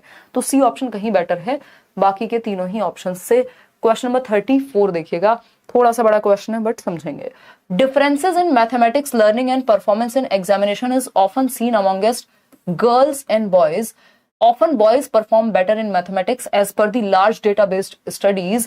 Which among the following is the most appropriate explanation of this observation? यानी गणित अधिगम और परीक्षा उपलब्धि में लड़कों और लड़कियों में अक्सर अंतर देखा गया है। बड़े पैमाने पर किए गए आंकड़ों के अध्ययन के आधार पर अक्सर लड़कों की गणित में उपलब्धि बेहतर होती है। इस अवलोकन का सबसे उपयुक्त स्पष्टीकरण निम्नलिखित में से क्या हो सकता है? कि हम देख रहे हैं ये डेटा में कि लड़के जो हैं गणित में ज्यादा बेहतर प्रदर्शन कर रहे हैं लड़कियों के मुकाबले। इसका रीजन क्या हो सकता है? ऐसा पूछा है हमसे, बताइएगा। ये कर रहे हैं इसका मतलब ये नहीं है कि यही सही है, लड़के गणित में अच्छे ही होंगे। इसका रीजन पूछा है, ठीक है ना? ठीक है विवेक, देखिएगा सी ऑप्शन कह रहे हैं कई लोग, देखते हैं। Girls have इनेट capacity towards literary and other. ये कई लोगों का ये स्टीरियोटाइप है कि लोगों को लगता है कि भैया लिटरेचर में अच्छी होंगी लड़कियां, ठीक है ना। Boys are born with innate capacity के साथ कोई पैदा होता है, ये कहना गलत है। गणित में ऐसा कहीं नहीं लिखा नेचर में कि लड़कों में इनेट कैपेबिलिटी होगी। Because of social influences and teachers beliefs mathematics is considered to be a masculine subject. ये बात हमने बहुत बार डिस्कस की है, और ना सिर्फ गणित में, ये बात मैं जब ड्राइविंग का एग्जांपल देती हूँ तब भी बोलती हूँ, क्योंकि उस तरह से इतने लंबे समय से समाज ने उस दिमाग में भर दिया है, या जो पूरा अपब्रिंगिंग है वो वैसे ही होती है कि लड़कियां साइकिल भी चलाती हैं तो डरती हुई नजर आती हैं कई बार, क्योंकि वो कॉन्फिडेंस इंस्टिल नहीं हुआ, उनको मौके ही कितने मिले हैं, है ना। तो सामाजिक प्रभाव और शिक्षकाओं की धारणा के कारण गणित को एक पुरुषों का विषय माना जाता है। कुछ लड़कियों की बात हो रही है, सभी लड़कियों की बात नहीं हो रही है, ठीक है, नहीं तो वो भी स्टीरियोटाइप बन जाएगा। तो because of societal influences and teachers beliefs mathematics is considered to be a masculine subject, क्योंकि टीचर्स भी ऐसा सोचते हैं और समाज का भी ऐसा इन्फ्लुएंस है कि नहीं लड़कियां तो गणित में कमजोर होंगी, तो उस चीज का प्रभाव हमने ये तो पढ़ाई है ना कि जो टीचर का बिलीफ है उसका प्रभाव बच्चे की लर्निंग पे पड़ेगा ही पड़ेगा। तो अगर टीचर नहीं माना हुआ है कि लड़कियां इस लायक नहीं है, समाज नहीं माना हुआ है नहीं गणित में कमजोरी होंगी, तो वो कमजोर हो ही जाएंगी। तो इसका रीजन सोसाइटल है या टीचर्स की थिंकिंग है। गर्ल्स डिसलाइक मैथमेटिक्स, ये सब इसका सही रीजन नहीं है, या इनेट एबिलिटी की बात यहां नहीं है, ये सोसाइटी के स्टीरियोटाइप से ज्यादा जुड़ा हुआ है। तो C option was the right answer. Question number 35, National Education Policy 2020 has recommended that mathematics and computational thinking will be given increased emphasis in schools starting from, यानी राष्ट्रीय शिक्षा नीति 2020 अनुशंसा करती है कि गणित एवं परिकलन चिंतन पर विद्यालयों में अधिक बल दिया जाएगा। डैश से प्रारंभ करके, कहा फाउंडेशनल स्टेज से, प्रेपरेटरी से, मिडिल स्टेज से, सेकेंडरी स्टेज से, बताइएगा एक बार। विश्वजीत सिंह कह रहे हैं hello ma'am, English class PDF send कर देना, जो भी रह गई है आज वाली भी कर देना। ठीक है विश्वजीत, मैंने आज बोल ही दिया शुरुआत में, कल सुबह आपको दोनों की ही मिल जाएगी। इंग्लिश की तो मैंने कर दी है, पता नहीं लोगों को मिली क्यों नहीं है, मेरा फोन पता नहीं कहाँ है ना, एक बार मैं चेक कर लूंगी। फिर भी इंग्लिश में शेयर कर चुकी हूँ टेलीग्राम चैनल पे, किसी और फेक चैनल से तो नहीं जुड़ गए हो, देखो एक बार। अगर हम बात करते हैं तो ये फाउंडेशनल स्टेज से ही इस बात पे जोर दिया जाना चाहिए कि मैथमेटिक्स एंड कंप्यूटेशनल थिंकिंग जो है बच्चों में इंक्रीज की जाए, कि वो गणितीय चिंतन उनका दिमाग में उस तरह से ही शुरुआत से ही तार्किक चिंतन शुरू हो जाए। तो ये बुनियादी स्तर जो कि 5 साल का होता है, FPMS, ये नेशनल एजुकेशन पॉलिसी ने स्ट्रक्चर चेंज किया ना, 5+3+3+4, प्रेपरेटरी है 3 साल का, है ना, इसमें 3 साल का आंगनवाड़ी और ये प्ले स्टेज, और 2 साल आपका कक्षा 1 और 2, फिर जो ये 3 साल है इसमें कक्षा 3 से 5 तक पढ़ेगा बच्चा, प्रेपरेटरी स्टेज कहेंगे। मिडिल स्टेज में 6 से 8 तक पढ़ेगा, और ये भी 3 साल की स्टेज हो गई, ठीक। सेकेंडरी स्टेज है 4 साल की, 9 से 12वीं कक्षा तक। तो ये स्ट्रक्चर जरूर पता होना चाहिए। क्वेश्चन नंबर 36 देखिएगा और जवाब दीजिएगा।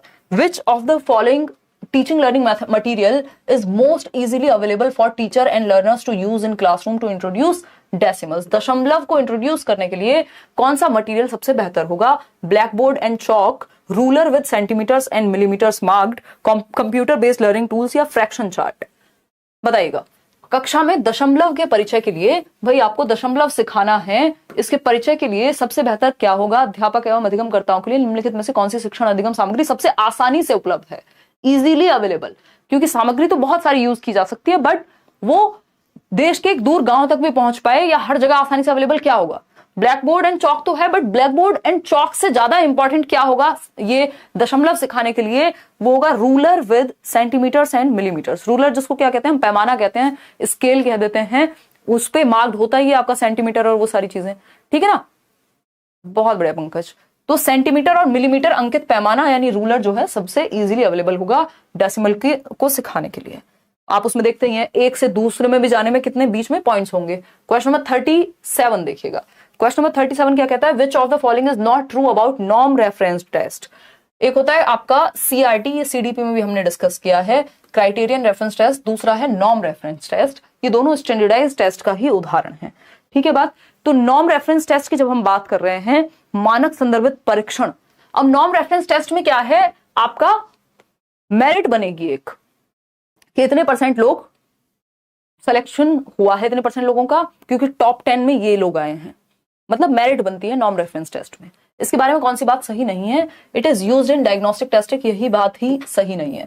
क्यों? क्योंकि ये तो रिजल्ट ओरिएंटेड है, डायग्नोस करने में नहीं आता ये तो भाई साहब आप फेल हुए कि पास हुए, ये कमियों का पता लगाने के लिए नहीं है, ये तो रिजल्ट का पता लगाने के लिए है कि आपका सिलेक्शन, आपको जॉब मिलेगी या नहीं मिलेगी, ये कमी बताने के लिए नहीं है, ठीक। ये तो फाइनल डिसीजन के लिए है। It is helpful in identifying the individual differences of students, बिल्कुल ध्यान नहीं रखा जाता है इंडिविजुअल डिफरेंसेस का, ये कहना भी गलत होगा, है ना। It is helpful in identifying the individual differences of students, यानी यह है विद्यार्थियों की, उल्टा तो क्वेश्चन नहीं पूछ लिया इन्होंने। देखिएगा, job interviews are examples of norm reference test. It determines extent to which are characteristic exist relative to others. जी नहीं। इसमें आपके जवाब दे रहे हैं, ए ऑप्शन ही आप लोग जवाब इसमें दे रहे हैं।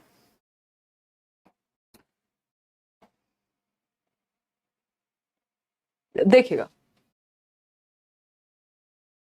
कभी नहीं लेते मेरा नाम, रोमाना बेगम कह रही हैं। आप पेपर क्लियर करके आइए, नाम ही नाम लेंगे, बैठेंगे, इंटरव्यू करेंगे, 130 प्लस लेके आओ मस्त। कोई कह रहा है जब भी कुछ पूछते हैं मुड़ जाते हो। नित्या चौबे पूछ लीजिए आप। देखिएगा, ए ऑप्शन जो कि सही भी है, इसका उपयोग नैदानिक परीक्षण के रूप में किया जाता है, ये कहना एकदम गलत होगा। ये स्टैंडर्डाइज टेस्ट है, जजमेंट के लिए इसका प्रयोग किया जाएगा, जबकि नैदानिक टेस्ट जो है फीडबैक देता है कि गैप कहाँ है। ठीक है, यह विद्यार्थियों की व्यक्तिगत विभिन्नताओं की पहचान करने में सहायक है। गलत तो ये भी है, ये भी कोई सही नहीं है, इससे कोई खास इंडिविजुअल डिफरेंसेस का पता लगता नहीं है, बट जो फर्स्ट ऑप्शन है वो ज्यादा अप्रोप्रिएट है, हम ये कह सकते हैं। आगे बढ़ते हैं क्वेश्चन नंबर 38 की तरफ, क्योंकि और ये मानेंगे भी उसी को। क्वेश्चन नंबर 38 देखिएगा, which of the following mathematical skills are least significant to be developed among primary grade learners, यानी सबसे कम महत्वपूर्ण प्राइमरी लेवल पे बच्चों के अंदर एक स्किल डेवलप जो होनी चाहिए। आइडेंटिफाइंग एंड क्रिएटिंग पैटर्न्स, ये तो जरूरी है, बच्चा पैटर्न को आइडेंटिफाई करे, पहचान पाए। एस्टिमेशन एंड अप्रोक्सीमेशन, ठीक है।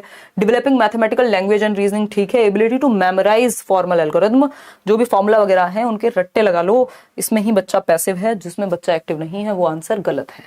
आगे बढ़ेंगे, क्वेश्चन नंबर 39 देखिएगा, क्या है, according to NCF 2005 primary school mathematics must be, यानी राष्ट्रीय पाठ्यचर्या 2000 की रूपरेखा 2005 के अनुसार प्राथमिक स्कूली गणित को कैसा होना चाहिए। मेमोरी ओरिएंटेड, अगेन रट्टे नहीं लगवाने। एक्टिविटी ओरिएंटेड, यस, कोई भी सब्जेक्ट है एबीएल एक्टिविटी बेस्ड लर्निंग उसमें होनी चाहिए, नेशनल एजुकेशन पॉलिसी भी कहती है। प्रैक्टिस ओरिएंटेड, ये सुनने में अच्छा लगता है लेकिन एक्टिविटी होगी तो प्रैक्टिस डिफरेंट तरीके से अपने आप हो जाएगी। इवैल्यूएशन ओरिएंटेड, जी नहीं, बच्चों को एक्टिव रखना है, सिंपल रामबाण इलाज है एकदम। क्वेश्चन नंबर 40 देखिएगा, और 2-3 सवाल आपके रहेंगे इसके बाद। प्रतिभा plans and executes many individual and group activities in her mathematics classes. She also involves her learners in various mathematical games. Which of the following most appropriately represents the atmosphere of प्रतिभा's classroom? प्रतिभा एक teacher है जो individual activities भी कराती हैं बच्चों को, group में भी शामिल कराती हैं, बच्चों को एक्टिव रखती हैं। अब इनके क्लासरूम के बारे में आपको बताना है कि कैसा क्लासरूम है। There is a chaos in her classroom and the learners are confused. ऐसे क्लासरूम में बच्चे कंफ्यूज और केओटिक नहीं, थोड़ा बहुत केओस हो सकता है कि थोड़ी बहुत शोर शराबा हो क्योंकि बच्चे एक्टिव हैं, लेकिन कंफ्यूज होंगे ये कहना गलत है, बल्कि कॉन्सेप्चुअल क्लैरिटी ज्यादा बेटर होगी। शी इज, क्योंकि बच्चे एक्टिव है ना, ये लर्नर सेंटर्ड क्लासरूम है, ये चाइल्ड सेंटर्ड क्लासरूम है। She is unable to focus on developing mathematical concepts. ऐसा किसने कहा कि बच्चे एक्टिव होंगे तो मैथमेटिकल कॉन्सेप्ट नहीं डेवलप हो पाएगा ग्रुप में या individually. There is not much discussion in class that leads to intended results. ऐसा नहीं कि डिस्कशन नहीं हो रहा, बच्चे एक्टिव हैं, डिस्कस भी करेंगे। She ensures learners participation in the development of mathematical concepts. वो बच्चों के पार्टिसिपेशन को एंश्योर कर रहे हैं कि बच्चों की सहभागिता सुनिश्चित कर रहे हैं कि बच्चे एक्टिवली सीखें, जिससे मैथमेटिकल कॉन्सेप्ट्स उनके क्लियर होंगे। किसी भी सब्जेक्ट में ये होगा तो अच्छा ही है बच्चों के लिए, तो D option is the right answer. Question number 41 देखिएगा, ये कहता है dynamic geometry software is useful for, यानी गतिक ज्यामितीय प्रक्रिया जो सॉफ्टवेयर है वो किस चीज में यूजफुल होगा, है ना। ज्योमेट्री का सॉफ्टवेयर है। Exploring and learning about the properties of shapes, चलो ठीक है, आकृतियों के गुणों की अन्वेषण करने हैं वो अधिगम के लिए, ठीक है, ज्योमेट्रिकल बात है, कोई दिक्कत नहीं है। फिर देखेंगे, बहुत बढ़िया भावना, धन्यवाद भाई। नो बफरिंग, सब कुछ ठीक है, पंकज कह रहे हैं, धन्यवाद पंकज। शुरुआत में थी यार शायद। ट्रांसफॉर्मिंग द शेप्स, शेप्स के ट्रांसफॉर्मेशन में कि कौन सी शेप कैसे आप बनाते हैं। मान लीजिए अगर हम बात करें एक सॉफ्टवेयर की, ठीक है ना, तो अगर शेप हमारे पास सॉफ्टवेयर है ज्योमेट्रिकल चीजों का, बहुत बढ़िया से यहाँ पे हम यूज कर पाएंगे, है ना। ये देख रहे हो आप, सॉफ्टवेयर है, ठीक। एंगल क्रिएट करना है, 60 डिग्री एंगल बना लेते हैं लोग, ठीक है। अब ज्योमेट्रिकल सॉफ्टवेयर की बात हो रही है, काश गणित पढ़ते हम, नहीं, वैसे पेडागोजी से काफी खुश हूं मैं। अब ये तो कुछ, चलिए, तो कुल मिला के बात क्या चल रही है कि एक सॉफ्टवेयर है जिसके थ्रू ज्योमेट्री बच्चे सीख रहे हैं, ठीक। देख लेते हैं क्या कहानी है। तो ये जो डायनेमिक ज्योमेट्री सॉफ्टवेयर है, exploring and learning about the properties of shapes, बिल्कुल प्रॉपर्टीज सीख पाएगा बच्चा, ठीक। फिर क्या है, ट्रांसफॉर्मिंग द शेप्स, शेप्स को ट्रांसफॉर्म करना, चेंज करना, ये भी संभव है, आकृतियों के रूपांतरण के लिए भी हेल्पफुल है ना। फिर आता है measuring the length of a given object, यानी गिवन ऑब्जेक्ट की लेंथ को मेजर करना। ये यहाँ पे उद्देश्य हमें नजर नहीं आ रहा कि हम मेजर कर पाएंगे उस सॉफ्टवेयर में ही, मतलब खुद से मेजर कर लेंगे, हाथ में थोड़ा ना आ जाएगी कोई चीज कि मेजर कर लेंगे। और वैसे भी तीनों का ऑप्शन हमारे पास है नहीं, तो जिनको दिक्कत हो रही है ज्यादा समझने में वो अपना कई बार एलिमिनेशन मेथड का भी यूज कर लें ऐसी सिचुएशन में जिस सब्जेक्ट में बहुत अच्छे ना हो, तो ए एंड बी जो है ज्यादा अप्रोप्रिएट है, इसलिए हम उसी के साथ जाएंगे। आगे बढ़ेंगे क्वेश्चन नंबर 42 पे। ये क्या कहता है भाई, विच of the following is the most appropriate use of a ganit Mala in primary classes. प्राथमिक कक्षाओं में गणित माला का सर्वाधिक उपयुक्त उपयोग निम्न में से कौन सा है? For recognising different colours of beads in a ganit mala, यानी गणित माला में विभिन्न रंगों के मोतियों को पहचानना। कोई सेंस है इस बात की?